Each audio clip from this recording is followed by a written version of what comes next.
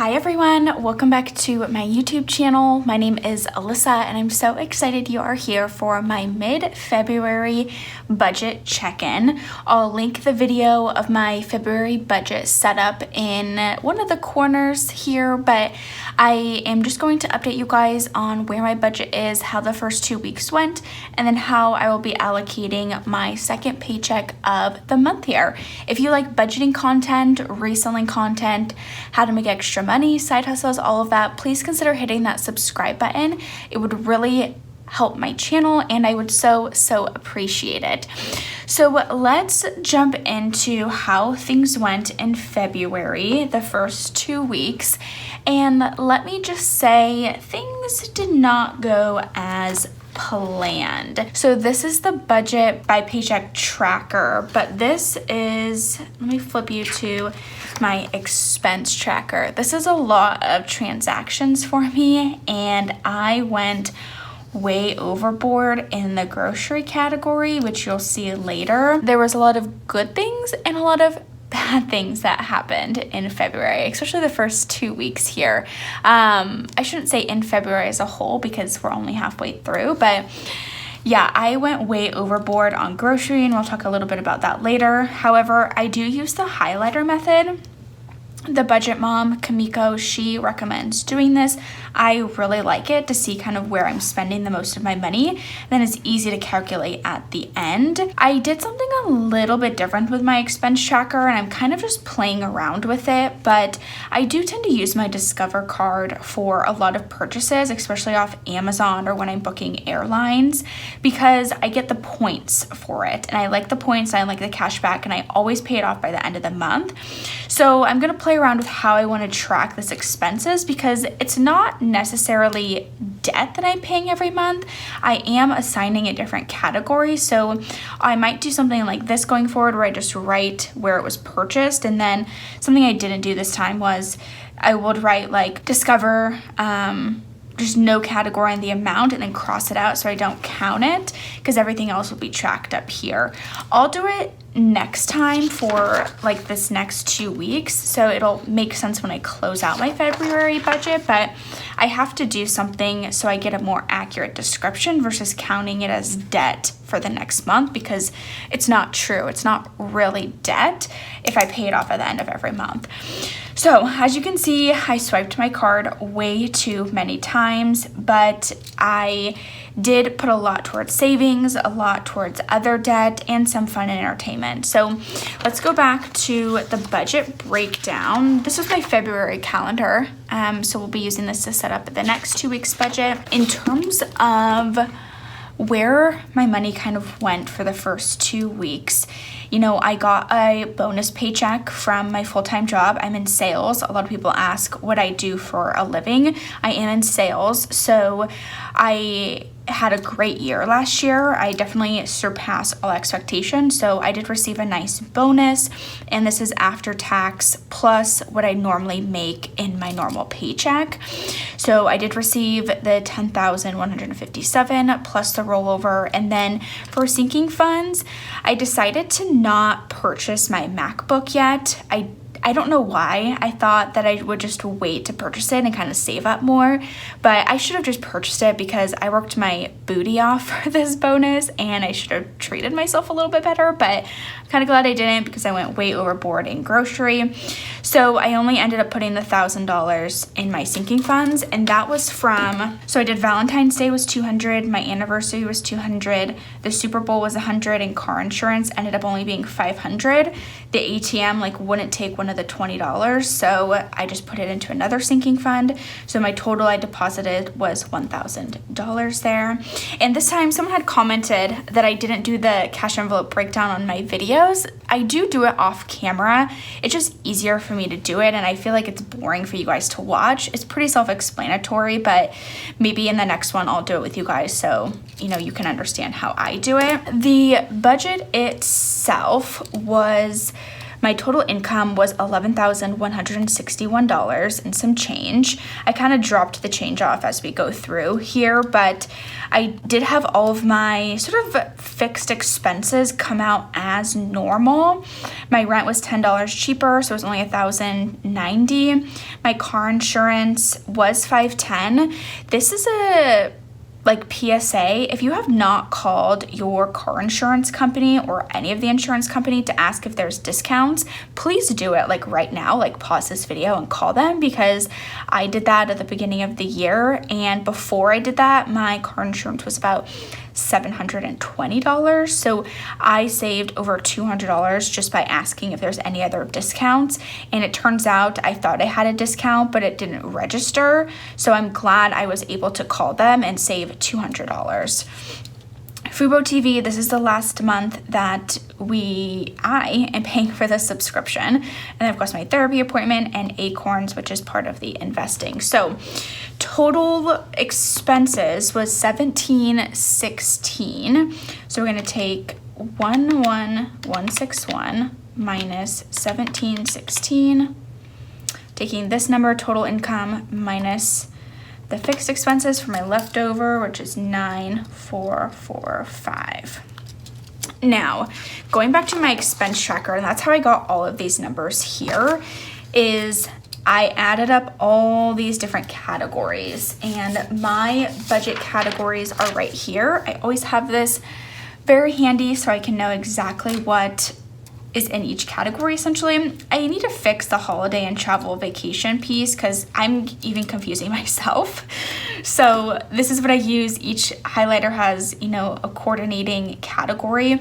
So grocery is hot pink. You can see there was so many grocery trips. And the weird thing is I don't even remember going to the grocery store this many times. It's only been 2 weeks and I spent $546 on groceries. Absolutely insane. That's not how I like to spend my money, and that was the biggest disappointment I think of the first 2 weeks of February.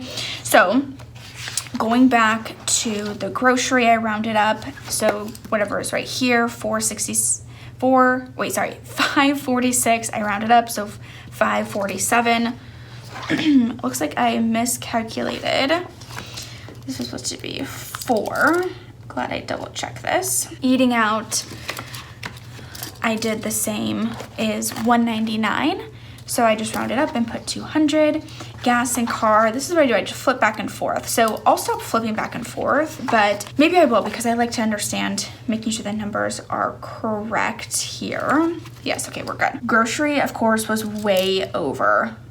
Put a star there. Eating out was surprisingly on point, which never happens.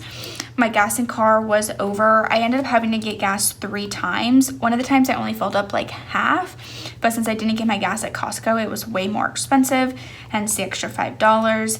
Investments, less than I would like. I'd like this to be the full $40. Fun entertainment, because I didn't pay for one of my season tickets, which is also something I should have done right off the bat. Holiday is okay. Self-care, I didn't end up buying what I wanted to buy there. So this got double counted. Self-care. This month I've been double counting things, which is not correct. So I'm gonna have to recalculate this number at the bottom, because the self-care is therapy and I already have that counted up here, so no need to double count. Fun entertainment, okay, miscellaneous, $190. Pets was way over. There was the Discover card. So some of these transactions actually happened in January, but I didn't count them. And so I decided to write them out for what I was paying for. So that's why this is a little bit higher. And then travel, I'm going on a work trip soon and I had to pay for my flights, and then I'll get reimbursed after I submit an expense report. So that's why I had to pay for that, which I'm glad I had gotten my bonus that month or this month. So let's draw this down here and add everything up. 547 plus 200 plus 105 plus 33 plus 512 plus 190 plus 529 plus 437. So 2553, double check that, 547 plus 200 plus 105 plus 33 plus 512 plus 190 plus 529 plus 437. Okay, perfect. So now we'll take this number, subtract it from this number. 6892 is left over. 6892. Now for my savings, my sinking funds, excuse me, I do write exactly how much I put in each envelope as I put it in there. So this is very accurate. I should have not done this cashless because I ended up spending that $400 clearly somewhere else that wasn't supposed to be. We'll subtract 6892, or we'll subtract 4102 by 6892. So 6892, 4102. So we're left with 2,790. 2,790. Okay, perfect. And I did pay off my Care credit card, which is fantastic. I'm so excited for my Credit Karma report to update so I can see what my new credit score is. We'll subtract 1880 from 2790. So minus 1880. So 910. Bring this down here. So now this is where things got tricky. I had not planned to put anything towards my house, potential house, or towards my student loans. I created a savings account to basically save up to pay off my student loans. If you are a student loan borrower, you know that we are in, pause mode. So there's no interest being charged and no payments.